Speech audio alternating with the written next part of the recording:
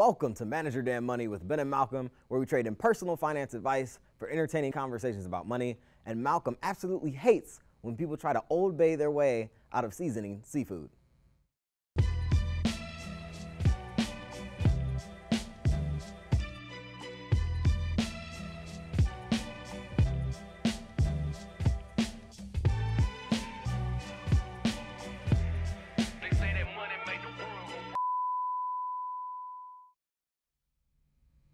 Welcome back to Manage Your Damn Money, where we have yet another episode where I'm joined here by my trusty co-host, Mr. Malcolm Ethridge. Malcolm, what's going on, man? How you feeling?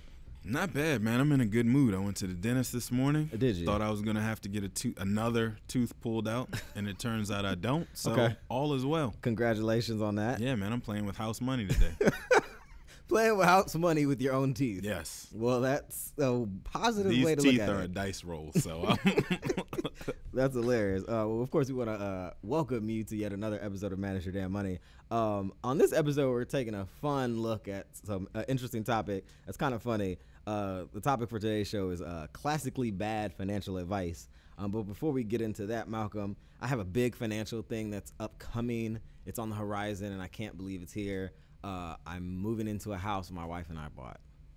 you said that so like strangely though. Yeah, Instead because of it's saying, laden with like hooray, caution. we're buying a house. You're like, I'm moving into this house with this chick I happen to be married to. Well, no, I didn't And, say it like you that. know, I didn't say it like that. My point is, it's a whole lot of apprehension about like, that's a big price. Sure. And I'm just like, I hope we got it. Now, the numbers say we do have it, but I'm still skeptical. But is your plan to pay off the whole house after 30 years and then retire in this house and stay? I don't think so. So then who cares? Okay. As long as you can make the monthly mortgage payment for however long you're going to be there, then whatever. Right, Like instead of looking at the whole number in aggregate, right. can you make the monthly mortgage payment until whenever it is that you're ready to move? Indeed. That's true. Because the flip side is you're renting, Mhm. you're paying the same monthly payment, and then you walk away whenever you decide to move. So, Yeah. yeah. Same difference. Well, as we do on every show here on Manage Your Damn Money, it is now time for headlines. We were going to do an interesting piece about the really surprising things people get wrong in retirement, but realized that would be boring. So instead, we decided to pull a story today that reads, Papa John to cut out founder from branding. What's that about, Malcolm? This was a piece by Jessica Wool in July of 2018 on Ad Age. And the piece reads pretty hilariously: better ingredients, better pizza, better imagery. Papa John's confirmed Friday that it plans to remove founder John Schnatter, his likeness from its marketing in an announcement that comes on the heels of his being exposed for using the word in a conference call and then resigning as chairman of the board. The number 4 U.S. pizza chain had already been showing less of Schnatter. You gotta say, his name's weird to say. Well, now you don't have to say it anymore. They were trying to show less of Schnatter in his major campaigns. Still, an image of Schnatter, the John of Papa John's, appears on a wide range of Papa John's materials, including the logo and the pizza boxes. The AP first reported these were Papa John's plans. A Papa John's spokesman also confirmed the fact that that is what is indeed happening to Ad Age without sharing further details. Another interesting little piece of the pie, Schnatter used the racial slur in a May conference call when it's then, I guess, ad agency laundry service. The shop then resigned the account, and Papa John's has not yet publicly named a new ad agency, which is like, it's kind of like an insider publication Ad Age is. But that's like part of the story. Then the next day, hang on a second. Yeah, so yeah, you glossed over the key ingredient in this whole pizza. what's the Was that this character dropped an N-bomb on a conference call He sure with did. employees. So first of all, I thought the dude got fired a long time ago when he blamed them not selling any pizza on the NFL's kneeling? on the NFL players kneeling during the national anthem. Right. But apparently he only resigned his CEO hood, but Right. not his president of the board hood. So then secondly, this fool is on a conference call with employees. How racist does a person have to be at work on a conference call that's work call. recorded with employees Right. and still feel the need? what is wrong with the pizza that it brings out that level of anxiety and racism and bigotry in you? Right. Like, I really wish I could have been a part of the conversation to understand how far left it has to go to make somebody reach down into their bag of vocabulary and drop the N-word At work. At work. Like, that is so, like, that befuddles me. But anyway, as you were going somewhere with that, and I completely cut you off. It's all good because that was hilarious. I found that article yesterday. So I was like, oh, that's what I'm gonna talk about instead of retirement. And then additional information came through today. The University of Louisville, which is associated with Schnatter, or John Schnatter, dropped the Papa John's name from the stadium, and the school is dropping his name from the business school's John H. Schnatter Center for Free Enterprise. Yeah. So that's happening. And then also Schnatter resigned from the school's board of trustees. Yeah. So he's like he's turning in a lot of hoods, as you said. But I have a suggestion or a theory on if people get, like you said, that level of anxiety with the words and the feelings. You know, it's economic anxiety that causes people to say things like that. And that is an important term for us to say here on Manage Your Damn Money, economic anxiety. So I have a solution or a prescription for it. Right. This is what I want people to do. First of all, you can only do this between the hours of 11:30 p.m. and 4 a.m. local time. Okay. You lock all the doors to your residence, go to your bedroom, and close the door.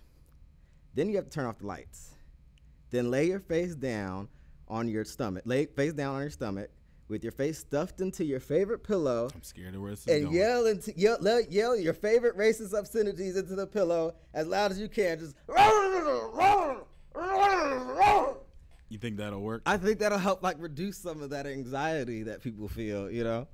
Whatever helps you not be the Harvey Weinstein of pizza, I guess is worth a try. But, I mean, this dude is just, you know. He's the gift that keeps on giving on this show. Yeah, that is a very good way to put it. Because now now somewhere Roseanne is like wiping her brow going, phew. Like, thank God for Papa John's pizza. Because, you know, it was me last week. And now, you know, look at God. So, you know, if anybody has benefited from this, it's got to be Harvey Weinstein, Bill Cosby, Roseanne Barr. Right. Like, folks are just like, you know what? Have it. That's hilarious. So here's the question I have for you, though, on a somewhat serious note. Sure. Because we always talk about social responsibility of companies, and, you know, it's our job as consumers to vote with our dollars, right? And so we've got to turn our back on H&M for the monkey hoodie and, you know, places like Starbucks for kicking people out for, you know, quote unquote loitering. Right. How cheap does Papa John's pizza have to get to bring you back in the door? Are you asking me that question for real? Yeah. I feel like I can resist it. There's plenty of different options. So I'm really torn about this. And I mean, this is hypothetical at this point. They haven't even launched their, you know, 2 pizzas for $3 campaign. Right, not yet. But I'm kind of waiting on it. Okay. Because, you know, for $3, I can eat a Papa John's pizza, but I'm not paying whatever regular cost is. What is it, like $15? Normally, it's more $16 expensive than other brands. Like, it's more expensive than Domino's. More like if you're going Papa John's pizza, you're like paying premium, and you're okay with that. So, I mean, if it comes down significantly because they want to bring people back in the doors, I just might have to, like, the cheap side of me that likes to eat out might have to overtake the side of me that's like, man, I'll never get down with Papa John's again. And, like, I don't know. We'll see. You're going to wear sunglasses into the Papa Papa I would John's definitely be in there with a hat on and some sunglasses. Like, you coming in here to order pizza? Right. Is this guy coming to rob us? That's like, funny. No, I order delivery and have it delivered to my next door neighbor's house and then step outside and be like, I think y'all looking for me. Nah, over here. That's hilarious. It's funny because I do love the pepperoncinis that they put in the box. I don't care about the pepperoncinis. I love a deal. That's really all I'm caring about in this. Indeed. Well, the lesson of this foolishness is really we still continue to see the arcs and avenues of social responsibility being a cornerstone of what society is now expecting of us, despite other spaces and places that might not have that same level of respect in American society now. And it seems like this is going to continue. Yeah, you got to be wondering who's next. Indeed, indeed. Well, this is Manage Your Damn Money with Ben and Malcolm. Today's conversation at hand, classically bad financial advice. We're going to get to that after this music break, but before we do, we want to remind you can always catch ridiculous episodes like this one of Manage Your Damn Money on Apple Podcasts, SoundCloud, Stitcher, Google Play, and Spotify. Of course, please leave us a review and give us a rating. That helps more people catch our show. If you have a question for Malcolm or for myself or the show, send it to us, info@manageyourdamnmoney.com. And of course, you can follow us on social media. Malcolm, what's your handle? At Malcolm on Money. And of course, mine is at MYDM1, and that's both on Twitter and Instagram. Of course, you can catch us on Facebook, facebook.com/Manage Your Damn Money. This has Ben and Malcolm. Manage Your Damn Money with Ben and Malcolm. We will be right back.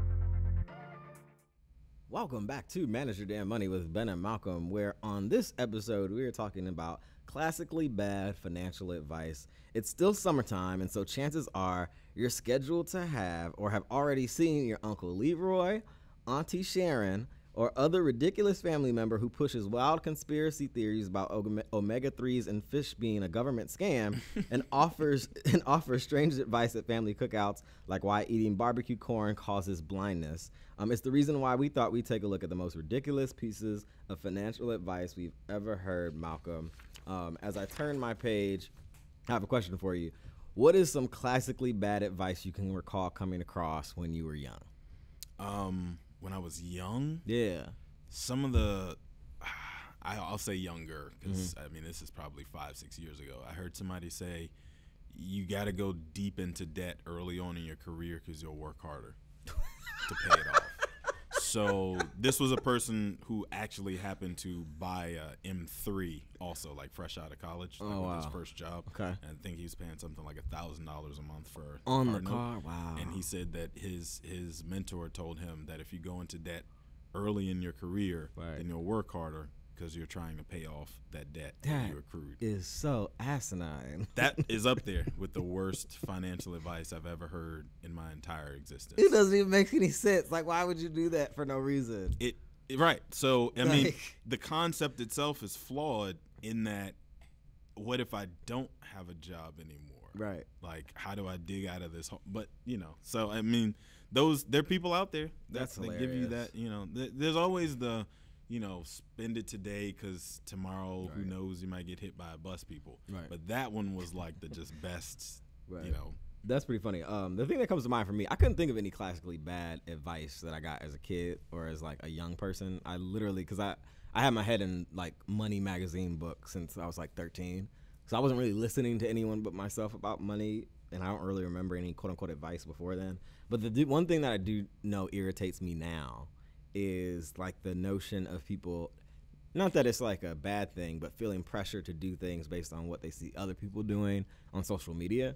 That's so like if somebody's living a great, wonderful travel experience in life and they travel a lot, you know, people are like, oh my gosh, she travels. Maybe I should cash out to go. The Instagram effect of and what that does for some people. You know what's interesting? So when we were off, one of the weeks that we were off, I went on vacation, my fiance and I, and we were at a resort, and there was these 3 girls that came down to the beach. And all 3 of them were like rotating, taking turns, taking pictures of each other, doing absolutely nothing. Right.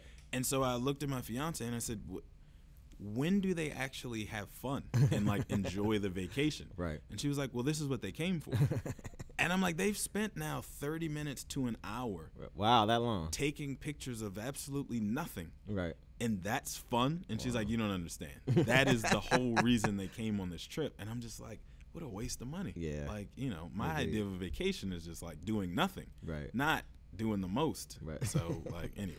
Indeed. Well, we actually posed the question to folks who follow us on social media and asked them what was bad advice that they've been told by friends or family or whoever. And the first response that we got was actually from a person by the name of Jonathan P. He said on Facebook, an insurance agent tried to sell his retired parents' life insurance. It was bizarre because he had just walked them through insurance for their 3 paid-for rental properties that were paying them well. So a need for life insurance was probably low because they had income coming from. So that was like a pretty hilarious instance.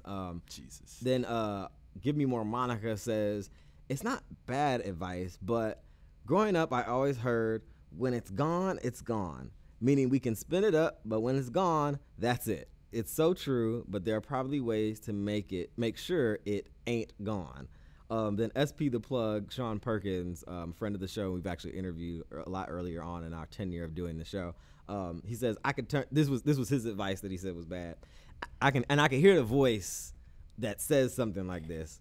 I could turn 300 into 3,000 if you got a little faith in me. Those are probably the wake up now people, the pyramid schemers on Facebook. Sounds like Uncle Leroy to me. Telling you, just come to this 30-minute presentation and I'm going to tell you how to fix all your financial problems. And, you know, could you use an extra $800 a day? You know, come to my seminar. Right. That's probably the same people he's talking about. Right. Then we have @HustleFunBaby, whose response was hilarious and simple. The worst advice he's ever gotten about money was, quote unquote, go to college. That was the funniest one I saw out of all the responses we got. What was your reaction when you saw it? I actually laughed out loud. Like, because how apropos. Like, you know, the whole reason you're supposed to go to college is so that you can make money. Right. And the worst money advice he's ever gotten, which is probably only 50% said in jest, is go to college. Indeed. @Trey.Crowder says, spend it while you're here because you can't take it with you when you die. That was the one you made reference to earlier. And then also Keisha's Loves, invest it and forget it. Not paying attention to how your money is invested can also be dangerous. Monitoring your funds is essential. And that's actually a pretty good one right there. That people say, just invest it and leave it alone. But you got to watch it to see what it's doing. And then finally, Miss Selfie Skin 247, the advice she got that she thinks is terrible, you can't take it with you, which is, again, another classic one of saying spend your money now while you can. I think that's a real easy way of just throwing in the towel. Right. Like, instead of actually going through the trouble of trying to save for tomorrow, you just say, oh, well, what if I get hit by a bus? And you might honestly be hoping in the back of your mind that at some point you get hit by a bus so that you don't have to see the ramifications of those bad money decisions you made earlier on. Indeed. Well, that's some interesting, some funny, some like actually half funny and half true things that people suggested.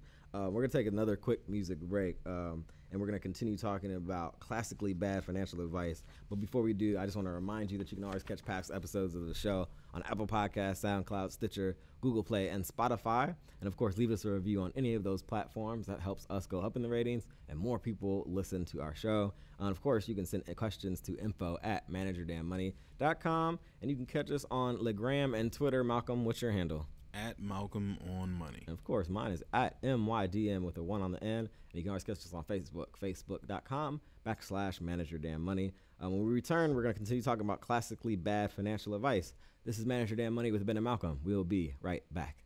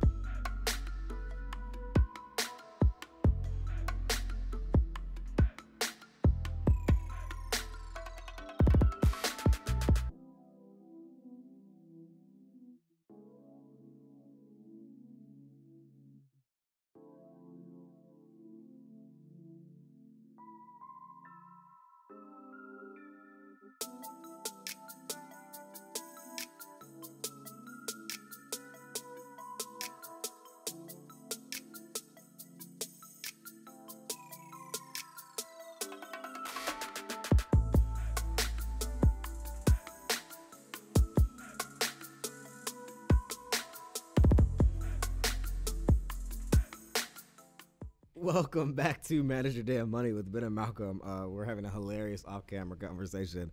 We're talking about on this episode classically bad financial advice. We went through a whole bunch of ones that people have sent in as like things that they've heard that's like bad financial advice. You know what I wish people would do though? Yeah. I wish they would screenshot some of the Twitter and Instagram money experts and send those to us, because those are the ones that I like. I'm always like shaking my old man fist at my screen, and I'm like, how could you say that? Like, because they just, everybody has a license to be an expert on anything, on something, as soon as they create a social media handle. Yes. And so because this is my lane, this is actually what I do for a living. Right. I read through other people's financial advice just to see what other people think. But the people who have the most followers and the most influence are the people who have absolutely nothing of substance to say. It's so backwards the way this thing works. So, buyer beware. Buyer or follower beware. Indeed. An interesting story that we pulled for this particular show was actually very good. The 8 worst pieces of financial advice I've ever received and why they're wrong. This was a piece by Trent Ham on thesimpledollar.com in December of 2017, Malcolm. The first piece of advice that he got that was bad was carry a credit card balance. The idea here is that you'll improve your credit card rating or your credit score if you keep a balance of some kind on your credit card from month to month, and it will make your credit score or your credit rating better, which is interesting. But then, what's his name? Trent goes on to say why this is wrong. Most credit scores prefer that you remain below 30% of your credit utilization. So that means like the maximum height is the 30% of available credit to you. In other words, they want you to have a balance equal to 30% of your credit limit or lower. Carrying more than that 30% is actually hurtful to you. Do you remember hearing that, Malcolm, at any point in time? Yeah. So the way I understand it, as soon as you get to 30% on a credit card, the issuing company freezes your ability to get more credit. So where normally they would like automatically extend you additional lines later on after you've, used it, paid it off, Right. they freeze your ability to get more later. I did not know that. Yeah. So that I've heard that too. That Okay. rule of thumb, 30% is it. Right. But no more. And some people say, nah, you can carry a balance. That means you're paying right. And it's like, not if it's 50%. Well, then you're paying interest on that balance. Right. So using the card, Sure. and then paying off the card to show that you have a good history of paying off your debts. Right. Yes. Right. Using the card, carrying a balance, paying interest on that balance. Right. No. Right, absolutely. Then the next one on his list, renting is just throwing away money. If you pay rent, the money you're paying simply goes straight into the pocket of the landlord. So it isn't that just a waste of money? Many people encouraged me to get into a mortgage almost immediately after graduating from college so that I wouldn't throw money away on rent. And Trent says why this is wrong. Homeowners, quote unquote, throw away a lot of money too.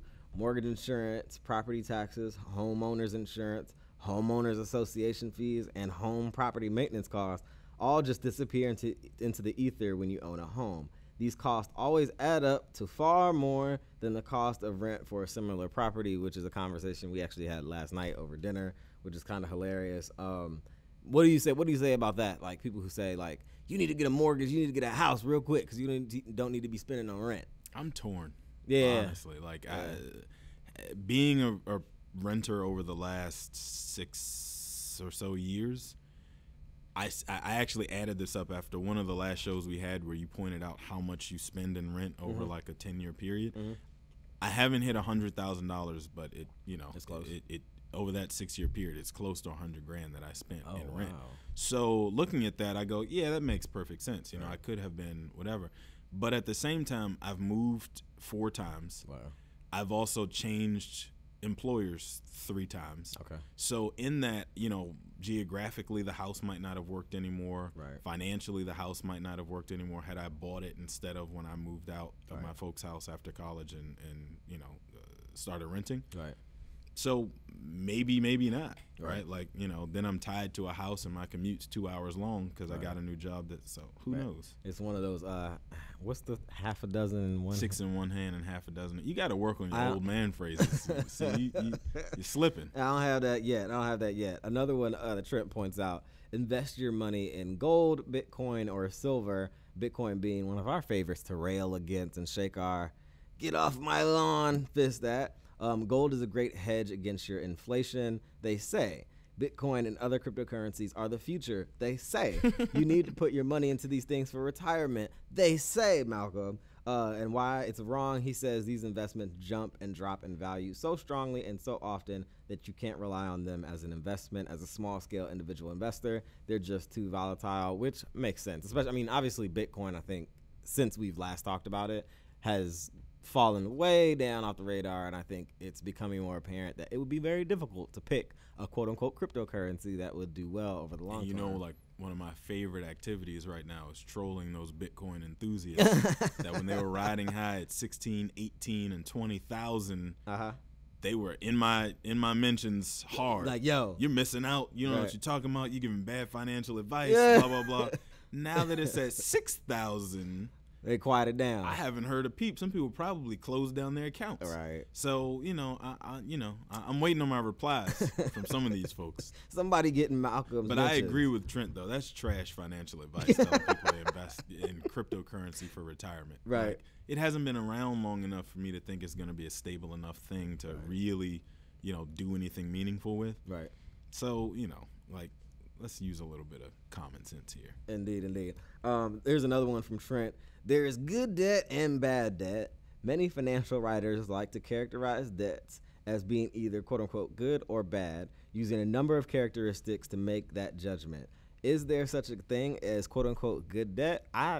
They say, for example, that student loans are good debt, in which case Trent's reply and why it's wrong, simply put, there is no such thing as good debt. There are occasionally good reasons to borrow money, but as soon as you have that debt around your neck, it becomes a weight holding you down, which is absolutely true. So I've got to disagree with them on this one. Okay. I do believe in the hierarchy of debt that banks use when they determine whether or not to give you a loan based on your outstanding loan to value. Your outstanding debt to income is the ratio I was trying to get to.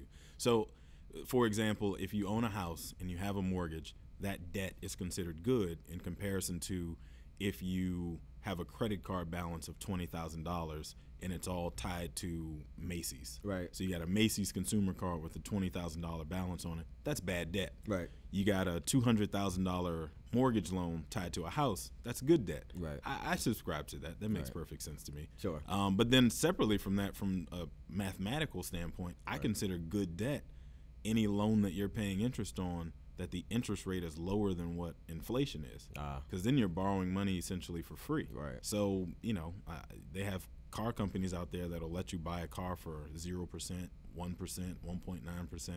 That's good debt, because if inflation is 2%, I'm paying less than what inflation.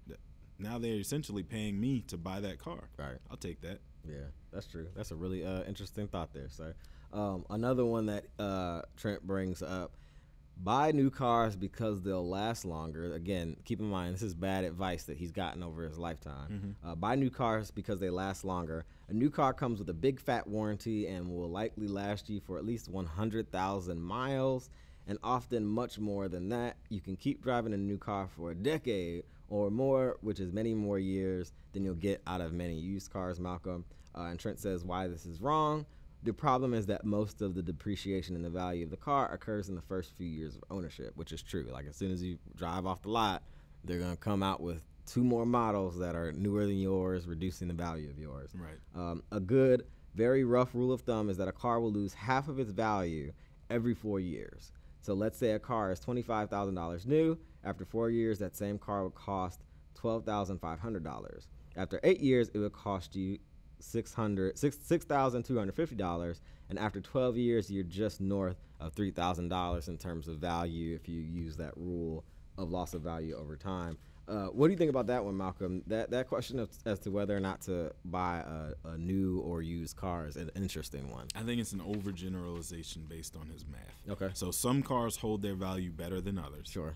I do think the whole premise of don't buy new because it loses X percent of its value the moment you drive it off the lot does carry some weight, unless you're not planning on trading that car in the next 2-3 years anyway, when that depreciation will have happened. Right. Then who cares? Right. I do agree though that you typically spend more on a new car than you would on a used car that's maybe 2 years older. Right. Because now the depreciation has been baked into it. Right. So from that perspective, I can kind of see where he's going. But certain cars hold their value extremely well in comparison to others. So it's kind of subjective. That one's not really a objective rule of thumb. And of course, your situation has a lot to do with what you're able to do. I got a brand new car for less than what it was going to cost me to buy a used version of the same car. So market forces kind of change things sometimes. But you switched it up on them in the negotiation room. They need to learn how to negotiate better. That's not my fault. But to Trent's point, market forces, I'm the market force. in that room. That changed the situation. And now it was more advantageous to buy a new one. So That's hilarious. And then, so another couple thoughts. Areas where there's conflict on what's good and bad advice. We talked about the car and when to buy it, used or new. Some other areas that are interesting. One that's really basic, and I think that there also might be some generational stuff to consider here too. Should I have a credit card or not? And the reason why I bring this up is because my mother-in-law does not have a credit card, and her brother, like her blood brother, anytime she goes on like a conference, like an AKA conference, her brother will book the hotel for her because she doesn't have a credit card on which it could be held, and she's never had a credit card in her entire adult life, which was something that my wife heard or that she understood. She has a credit card. But like, what's the? And I think my father-in-law too. So they went through their entire lives without actually having a consumer credit card. Good for them that they were able to make it. Because I mean, credit card interest rates are like 8, 10, 12, 14%. They're insane. So they went through life without borrowing cash, basically at that rate. Right. Good for them. Indeed. I don't know that it's that feasible for everybody. Right. But as you know, and I've shared on this show countless amounts of time, I am deathly afraid of credit cards because if I don't have it in cash, then I just feel like that means I can't afford it. Do you not use credit cards? I try my best not to have to. Really? So, for example, I was on vacation, I was out of the country, and I chose to use my credit card instead of my debit card. Okay. Because just in case somebody was hacking that system I happened to be on. that resort from, Bangladesh somewhere where because I've had that happen to me before with my debit card. Right. It's a headache. It's a headache, and it's also like, they throw it back at you like it's your fault, so you're going to have to wait for us to sort this out before we return you your money. So I'd rather use the credit card than, sort that out over however much time that takes, rather than somebody having access to my bank account. But aside from that, no, I usually don't use credit cards because you use your debit card. I use my debit card. I didn't know that about you. Everything. Yeah, so I mean, it's way too easy to get carried away because you don't actually physically feel any pain. You're not handing over any money to buy anything. Yeah. So it feels like it's painless. Right. So I always have to like rein myself in. I'm currently in a period of I will do the spend on the credit card and pay it later just to get the points and because it's like you said safer. I've felt the experience of like missing money out of my debit account before. Yeah. But I always do every so often have to like stop, put the credit card away, and then pull out the debit and say, okay, I just got to go straight so I can bring the credit card balance down. It's never crazy, but it's just like, making sure you're staying within that 30% and under space. Another area of much debate that I was just having this conversation recently, life insurance. Should you get it? Should you get a term policy or a whole life policy? Are whole life policy scams or legitimate financial products with an explicit purpose? I still don't know the answer to this question myself. So, all right, full disclosure. I have a life insurance license. Okay. So I don't use it very often, but I do have it. Okay. So I might be a little bit biased, but my biggest challenge with life insurance, and it has been since the beginning of time, is the way the person who sells it to you is compensated for selling it to you. Right. So it's hard to get a straight answer on what a good reason to have life insurance is, or a good amount, or whatever, because the person you're sitting across from having the conversation is making their whole livelihood, presumably, based on you saying yes and signing on the dotted line. Right. So, you know, if you're having a conversation with a carpenter and the only tool he has in his bag is a hammer, every problem is a nail. Right. So it's hard to really, you know, discern what you do need versus what you don't need, specifically from a life insurance salesperson. Right. From a financial planner or somebody related, maybe not so much, because you're compensated a little differently, but from a purely financial interest, you know, insurance salesperson, I got a tough way to go taking their advice on, you know. And aside from the salespeople doing it themselves, also the question is whether a term policy is you pay every so much a month or a year, and then if you die, then your beneficiaries get a payout, and that's the relationship period for the duration of the term. So like 20 or 30 years, however long you're agreeing to pay for that policy. But I've heard people that their spiel is, oh, you get a whole life policy, one to help you save for retirement, another one to help you pay to send your kids to college, another one to help you build up a cash reserve, and you have that sounds a piggy bank for, you know, if you need to make repairs to your house and whatever. There's other ways you could do that are less costly, and that's a whole policy. And that's a whole life policy. So I'm partial to term, again, like I said, for a whole bunch of different reasons that I'm biased, but I'm partial to term insurance. When I hear people start making that pitch about whole life and all the wonderful things you can do, you can borrow against it, you can use it to save up money. And to be clear, whole life is a policy that does the exact same thing as a term policy, but you pay a lot of fees on the front end to pay the insurance person, to pay whatever. It builds up a certain kind of value. I still don't fully understand it myself. And then at some point later in life, it becomes a pot of money that you can pull from. You just identified we may need to revisit our show on insurance. I think we might need to. Another area that there might be some bad advice or different kinds of advice, whether or not you need flood insurance, hurricane insurance, pipes bursting insurance, and other never heard of it or can conceive of it insurance. And of course, we became familiar with this with like the horrible occurrences like Katrina and also the hurricane in Houston, where people don't necessarily have flood insurance, but maybe should have based on where they live. But a lot of times, though, when you live in those federally deemed disaster flood zones, you're required to buy flood insurance to buy that house. So you'll have it if, you know, there's been a history of floods in that place and you needed it and what have you. But, you know, the severe wind insurance and the tornado insurance and things like those are where it gets a little bit kind of. They asked me if I wanted hurricane coverage on our house. Oh, they'll sell it to you if you. It was cheap enough. If you want to pay for it, they'll sell it to you. The wind does blow in Washington D.C., so I said, you know what? Let me be safe, and you know if I they got you. I got myself. I was okay.